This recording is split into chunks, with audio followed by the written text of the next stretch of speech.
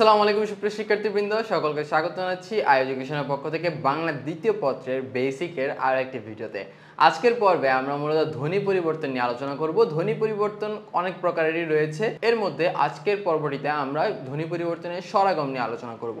So গত পর্বে কিন্তু আমরা নত্য সত্যবিধান নিয়ে আলোচনা করেছিলাম, নত্যবিধানের ব্যবহার, সত্যবিধানের ব্যবহার, নত্যবিধানের চুম্বক তত্ত্ব, এগুলো নিয়ে আলোচনা করেছিলাম। যারা ভিডিওটিগুলো দেখোনি তোমরা অবশ্যই আমাদের ইউটিউব চ্যানেলটিতেই বাংলার যে প্লেলিস্টে রয়েছে দ্বিতীয় পত্রের, সেই প্লেলিস্টে গিয়ে ভিডিওটি দেখতে পারো। আর আজকের পর্বে আমরা স্বরাগম অর্থাৎ স্বরের আগমন, ধ্বনি পরিবর্তনের যে বিষয়গুলো, তার মধ্যে স্বরাগম এক অন্যতম একটা গুরুত্বপূর্ণ টপিক, সেই টপিক নিয়ে আলোচনা করব। সো বেসিক, আমাদের এই পর্বগুলো মূলত বেসিকের উপরই, অর্থাৎ যাদের বেসিক জানা নেই কিংবা ভালো নেই কিংবা দুর্বল, তাদের জন্য এই ভিডিওগুলো মূলত আমরা করে থাকি। সো আজকের পর্বে আমরা স্বরাগম নিয়ে আলোচনা করব। আমি তার আগে একটু বলে রাখি, যাদের বেসিক দুর্বল, ভাইয়া একটু মনোযোগ দিয়ে ভিডিওগুলো দেখো, ক্লাসগুলো দেখো। ছোট্ট এই ভিডিওগুলো 5-10 মিনিটের, খুব বেশি যে সময় এমন কিন্তু না। বেসিক জানতে কিন্তু তোমার প্রায় 1-2 ঘন্টা সময় দিতে হবে না। সো 5-10 মিনিট করে সময় দিলেই তোমার বেসিকটা আস্তে আস্তে ইমপ্রুভ হয়ে যাবে। তাই এই যে আজকের এই ভিডিওটা ধ্বনি পরিবর্তনের স্বরাগম নিয়ে যদি কারো কোনো সমস্যা থাকে, আমি 100% বলবো ভিডিওটা দেখো, শুরু থেকে শেষ পর্যন্ত ক্লাসটা এনজয় করো, তাহলে দেখবা স্বরাগমের যে ঝামেলাটা রয়েছে ধ্বনি পরিবর্তনের মধ্যে, সেই ঝামেলাটা মিটমাট হয়ে যাবে। এরপর আমরা স্বরলোপ, তারপর মধ্য স্বরাগম আর অপনিয়ুক্তির মধ্যে একটা ঝামেলা আছে, সেগুলো নিয়ে আমরা বিস্তারিত ভিডিও করব। সো দেরি না করে আজকে শুরু করে দিই আমরা স্বরাগমের যে আলোচনা, সেটা হচ্ছে স্বরের আগমন। স্বরাগম মানে কি? স্বরের আগম, স্বর যোগ আগম। স্বরাগমটা যদি আমি ভাঙি, সন্ধি বিচ্ছেদ করি, তাহলে কি পাই? স্বর যোগ আগম। স্বর মিন্স হচ্ছে কি? স্বরবর্ণগুলা, অর্থাৎ শব্দের পূর্বে, উচ্চারণের সুবিধার্থে শব্দের পূর্বে যদি কোনো স্বরের আগম হয়, শব্দের পূর্বে বলো, মধ্যে বলো, শেষে বলো, যে কোনো জায়গায় স্বরের নতুন করে স্বরের আগমন কিংবা আবির্ভাব হলে সেটাকে বলা হয় স্বরাগম। যেমনি স্বরাগম বলতে স্বরের আগমনকে বোঝায়, সেম জিনিসটাই মাত্র বললাম। উচ্চারণের সুবিধার্থে শব্দের আদি, মধ্য বা শেষে বা হচ্ছে অন্তে যে কোনো একটি স্বর এলে তাকে কি বলে? স্বরাগম বলে। ফর এক্সাম্পল, আমি কিছুক্ষণের মধ্যেই দেখাচ্ছি, জাস্ট এটা স্বরাগমের বেসিক জিনিসগুলো। স্বরাগম কয় প্রকার? স্বরাগম হচ্ছে 3 প্রকার। কয় প্রকার? 3 প্রকার। কি কি? আদি স্বরাগম। আদি স্বরাগম মানে হচ্ছে আদি মানে পূর্বে, ওকে, পূর্বে। আদি স্বরাগম মানে হচ্ছে শব্দের পূর্বে স্বর আসবে। মধ্য স্বরাগম মানে হচ্ছে মাঝখানে, মানে শব্দের মাঝখানে স্বর আসবে। অন্ত স্বরাগম মানে হচ্ছে শব্দের শেষে, মানে শব্দের শেষে স্বর আসবে। এটাই বলছে। আবার একটু বলে দিচ্ছি, স্বরাগম কয় প্রকার? 3 প্রকার। স্বরাগম মানে কি? স্বরের আগম ঘটবে, মানে স্বর আসবে। এখন স্বর কোন কোন জায়গায় আসতে পারে? শব্দের শুরুতে আসতে পারে, শুরুতে আসলে আদি স্বরাগম, মাঝখানে আসলে মধ্য স্বরাগম, শেষে আসলে অন্ত স্বরাগম। এই জিনিসটাই বলছে। এখন আদি স্বরাগম কিরকম হতে পারে, মধ্য স্বরাগম কিরকম হতে পারে, অন্ত স্বরাগম কিরকম হতে পারে, সেটা নিয়ে আমরা যদি একটু দেখি। আদি স্বরাগম মানে কি ভাই? একটু আগে আমি বললাম, আদি স্বরাগম মানে হচ্ছে শব্দের শুরুতে বা আদিতে স্বর আসবে। একটু আবার বলছি, মনোযোগ দিয়ে ক্লাসটা করো। যাদের বেসিক ভালো নেই তারা হচ্ছে এই যে ধ্বনি পরিবর্তনের যে পর্বগুলো, পরপর আমি 5-6টা পর্ব নিয়ে আসবো, প্রত্যেকটা পর্ব কিন্তু একটার সাথে আরেকটা কানেক্টেড। সো এক ধাপে ধাপে যদি তুমি ধ্বনি পরিবর্তনের ক্লাসগুলো বা পর্বগুলো শেষ করো, ইনশাল্লাহ আমি বলবো তোমার 100% ধ্বনি পরিবর্তনের বেসিক নিয়ে কোনো ঝামেলা থাকবে না। আর এই বেসিকটা যদি তুমি স্ট্রং করতে পারো, তোমার অ্যাডমিশন বলো, তোমার যে কোনো ভর্তি পরীক্ষা বা হচ্ছে প্রতিযোগিতামূলক পরীক্ষা বলো, বিসিএস হতে পারে, এনিথিং, যে কোনো পরীক্ষায় বেসিকটা ভালো জানা থাকলে অ্যান্সার করা তুলনামূলক সহজ হয়ে যাবে। সো উচ্চারণের সুবিধার্থে শব্দের আদিতে মানে শুরুতে একটি স্বর এলে তাকে আদি স্বরাগম বলে। ফর এক্সাম্পল, আমি যদি বলি, দেখো মূল শব্দ হচ্ছে আমার স্কুল, মূল শব্দ হচ্ছে স্কুল, কিন্তু এটাকে অনেকে কি বলে? স্কুল। অনেকে কি বলে? School, right? স্কুল বলে। সো এই যে স্কুল থেকে স্কুল হয়েছে, স্কুল হয়েছে, ওকে, রস্যই, একটা রস্যির আগম ঘটছে কোথায়? শব্দের শুরুতে। দেখো এটা আমার কাছে ভিজিবল থাকবে, ওকে, এটা আমার কাছে ভিজিবল থাকবে জিনিসটা। শব্দের শুরুতে যে আদিতে যে স্বরটা আসবে নতুন করে, এটা আমি দেখলেই বুঝতে পারবো। কিভাবে? দেখো, স্কুল থেকে স্কুল হয়েছে, রস্যিটা নতুন আবির্ভাব হয়েছে। স্পর্ধা থেকে আস্পর্ধা, স্টেশন থেকে স্টেশন, ওকে। আমি কি বলছি? শব্দের শুরুতে আদিতে যে নতুন স্বরের আগম ঘটবে সেটা আমাদের কাছে ভিজিবল থাকবে, ওকে, আমরা দেখলেই বুঝতে পারবো। বলে না, তোর এত বড় আস্পর্ধা, দেখবো হচ্ছে সাকিব খান আর অপু বিশ্বাসের মুভির মধ্যে, তোর অপু বিশ্বাসের বাপে বলে, চৌধুরী সাহেবে বলতেছে কি, তোর এত বড় আস্পর্ধা, বামুন হয়ে চাঁদের দিকে হাত বাড়িয়েছিস। সেই যে আস্পর্ধা, এই আস্পর্ধা শব্দটাই হচ্ছে কি একটা আদি স্বরাগমের উদাহরণ, রাইট? মূল শব্দ হচ্ছে আমার স্পর্ধা, এর থেকে হয়েছে আস্পর্ধা হয়েছে, ওকে। এরপর স্টেশন থেকে কি হয়েছে? স্টেশন। সো এরকম শব্দের শুরুতে যদি নতুন স্বরের আগম ঘটে সেটাকে বলা হয় আদি স্বরাগম বলা হয়। ওকে, আদি স্বরাগমটা খুবই ইজি। মধ্য স্বরাগমটা একটু হচ্ছে অনেকের কাছে কঠিন মনে হতে পারে, ক্রিটিক্যাল মনে হতে পারে, সেটারও ব্যাখ্যা আমি বা হচ্ছে সেটার ভাঙার সিস্টেমটা আমি দেখিয়ে দিব। ওকে, দেখো মধ্য স্বরাগমের আরেকটা নাম আছে স্বরভক্তি, আরেকটা নাম আছে বিপ্রকর্ষ। অনেকেই হচ্ছে কোশ্চেন দেখে ঘাবড়ে যায়, যদি কোশ্চেন আসে নিচের কোনটি বিপ্রকর্ষের উদাহরণ, মানে মধ্য স্বরাগমের উদাহরণ কোনটা সেটাই জানতে চাইছে। যদি কোশ্চেন আসে নিচের কোনটি স্বরভক্তির উদাহরণ, ধরতে পারে না অনেকেই। নিচের কোনটি বিপ্রকর্ষের উদাহরণ, ধরতে পারে না অনেকে। কিন্তু যদি বলা হয় নিচের কোনটি মধ্য স্বরাগমের উদাহরণ, সবাই পারে। কারণটা কি? কারণ আমরা মধ্য স্বরাগমই চিনি, কিন্তু মধ্য স্বরাগমের যে আরো দুইটা নাম আছে সেই দুইটা নাম আমরা হচ্ছে মুখস্থ করি না, মনে রাখি না। সো মধ্য স্বরাগমের আরো দুইটা নাম আছে, সেটা কি? একটা হচ্ছে স্বরভক্তি, একটা হচ্ছে বিপ্রকর্ষ। ওকে, সো যদি বলা হয় নিচের কোনটি বিপ্রকর্ষের উদাহরণ, দ্যাট মিন্স মধ্য স্বরাগমের উদাহরণ জানতে চাইছে। যদি বলা হয় নিচের কোনটি স্বরভক্তির উদাহরণ, দ্যাট মিন্স মধ্য স্বরাগমের উদাহরণ জানতে চাইছে। যদি বলা হয় নিচের কোনটি মধ্য স্বরাগমের উদাহরণ, তার মানে মধ্য স্বরাগমের উদাহরণ জানতে চাইছে। আসো দেখি, উচ্চারণের সুবিধার্থে শব্দের মধ্যে বা মাঝে একটি স্বর এলে তাকে মধ্য স্বরাগম বলে। লাইক দেখো রত্ন থেকে কি হয়েছে? রতন। আমি যদি রত্নকে ভাঙি, দেখো মধ্য স্বরাগমটা কিভাবে করতে হয়, ভাঙতে হবে, আমাকে যুক্ত ব্যঞ্জনগুলো ভাঙতে হবে। যেমন রত্ন, র যোগ অ যোগ ত যোগ ন যোগ অ, রত্ন। ওকে, এখন আমি যদি রতনকে ভাঙি, র যোগ অ যোগ ত যোগ অ যোগ ন যোগ অ। ওকে, রতন।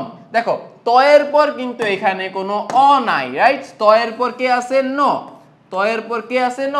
কিন্তু এখানে ত আর ন এর মাঝখানে নতুন করে একটা অ চলে আসছে। এই অটা দেখো, কিন্তু এই যে এই অটা, কিন্তু এই অটা এখানে আছে, এই যে এই জায়গাতে আছে ত আর ন এর মাঝখানে, কিন্তু এই জায়গায় ত আর ন এর মাঝখানে কিছুই নাই, রাইট? সো এই যে এই অটা কিন্তু পূর্বে ছিল না, কারণ রত্নের মধ্যে এই অটা নাই, রতনের মধ্যে এই অটা আছে। তার মানে আমার নতুন করে একটা স্বরের আগম ঘটছে। সো কোথায় ঘটছে? শব্দের মাঝখানে ঘটছে। ওকে, মাঝখান বলতে সেটা দ্বিতীয় হতে পারে, তৃতীয় হতে পারে, চতুর্থ হতে পারে, পঞ্চম হতে পারে। মানে প্রথম বর্ণ এবং শেষ বর্ণের মাঝখানে, শেষ বর্ণের মধ্যে নতুন স্বর আসলে সেটা হচ্ছে মধ্য স্বরাগমের উদাহরণ। ওকে, এমন না যে এখানে তিনটা ওইখানে তিনটা মাঝখানে একটা আসছে, এরকম না বিষয়টা। বিষয়টা হচ্ছে প্রথম বর্ণ এবং শেষ বর্ণের মাঝখানে যতগুলো বর্ণ থাকবে, এই বর্ণগুলোর মধ্যে নতুন যে কোনো জায়গায় নতুন একটা স্বর আসলে সেটা হচ্ছে মধ্য স্বরাগমের উদাহরণ। যেমন এখানে আমি মাত্র দেখিয়ে দিলাম। এরপর আরেকটা এক্সাম্পল যদি আমি দেই, মনে করো যে প্রেক থেকে প্যারেক, মুক্তা থেকে মুকুতা, গ্লাস থেকে গ্যালাস। ওকে, আমি যদি প্রেক থেকে প্যারেক বলি, দেখো প্রেক, প যোগ র যোগ এ, প্রেক ক। ওকে, প্রেক থেকে কি হয়েছে? প্রেক, প যোগ র যোগ এ যোগ ক। প্রেক থেকে কি হয়েছে? প্যারেক। দেখো যেমন প যোগ এ যোগ র যোগ এ যোগ ক, প্যারেক, প্যারেক। ওকে, সো প্রেক থেকে কি হয়েছে? প্যারেক হয়েছে। এখন দেখো এই যে এখানে দেখো প আর র, তারপর এ আর ক, আর এখানে এই যে এ আর ক ঠিক জায়গাতেই আছে, এদের মাঝখানে নতুন করে কিছু আসে নাই। আসছে কি? এই যে প আর র এর মাঝখানে নতুন করে একটা এ চলে আসছে। এইখানে দেখো প আর র এর মাঝখানে নতুন মানে কিছুই ছিল না, কিন্তু এখানে নতুন করে একটা এ চলে আসছে, রাইট? তার মানে নতুন একটা স্বরের আগম ঘটছে কোথায়? শব্দের মাঝখানে। আমি কি বলছি? প্রথম বর্ণ আর শেষ বর্ণের মাঝখানে যে কোনো এক জায়গায়। তার মানে প্রথম বর্ণের পরে আসছে নতুন একটা স্বর, দ্যাট মিন্স এটা কোন কিসের উদাহরণ? মধ্য স্বরাগম, স্বরভক্তি বা বিপ্রকর্ষের উদাহরণ। ওকে, তেমনি মুক্তা থেকে মুকুতা, গ্লাস থেকে গ্যালাস, এগুলো একটু তোমরা এভাবে ভেঙে কমেন্টে জানিয়ে দাও যে অ্যাকচুয়ালি মুক্তা থেকে মুকুতার মধ্যে কোন বর্ণটা আসছে, গ্লাস থেকে গ্যালাস কোন বর্ণটা আসছে। ওকে, একটু কমেন্টে তোমরা ভেঙে জানিয়ে দাও, আমি দেখবো একটু।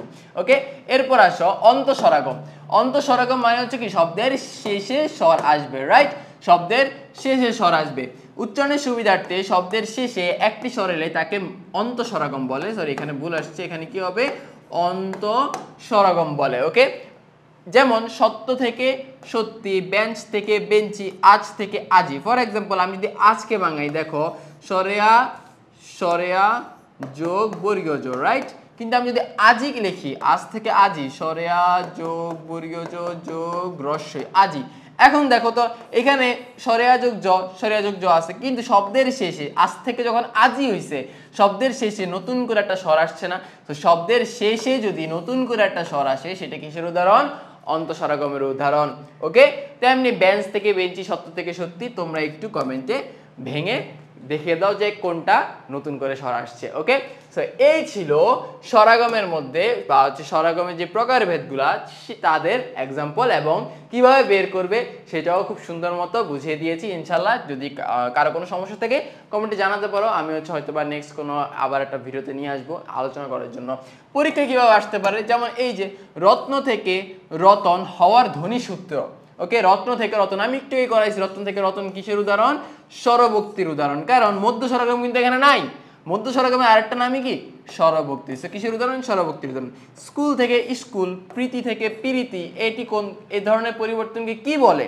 ওকে, এখানে দেখি স্কুল থেকে স্কুল হচ্ছে কি আদি স্বরগমের উদাহরণ, প্রীতি থেকে প্রীতি কিসের উদাহরণ?